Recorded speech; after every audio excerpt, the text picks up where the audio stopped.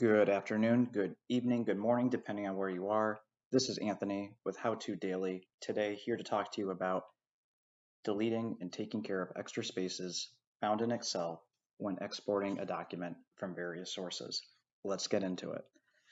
You may have downloaded the document straight from the web. You may have exported it out of Salesforce. The document could have been created by yourself. There's many reasons why this scenario could have come up. However, this can be extremely painful when trying to use the VLOOKUP tool to get your data consolidated and organized. What happens is when there's an extra space after your characters, that can impact the lookup function. So today I'm going to show you how to delete it, how to take care of it, and hopefully get you right on the back path. Let's get started. Here in column A, we have a name column.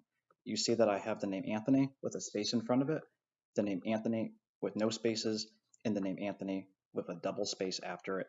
And then we'll even add another variable in a single space. There's a lot of scenarios here, but what I'm about to show you is going to take care of all of them. What we're going to do is we're going to highlight all the text that we want to remove the duplicate spaces from. We are going to use Control F found on your keyboard, the Control Find button. Often we use the Control Find, but we never really realize that there's a replace feature also embedded in this.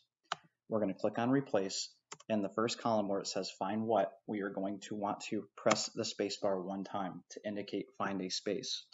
And then below it where it says replace with, we're not going to do anything. We're going to make sure that there's no spaces in there, and we are going to press the replace function.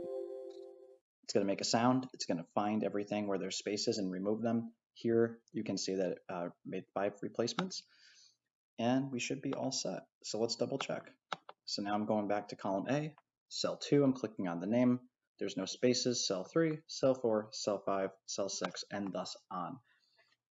Again, my name was Anthony with How To Daily. Today showing you how to remove duplicate spaces found in your cells.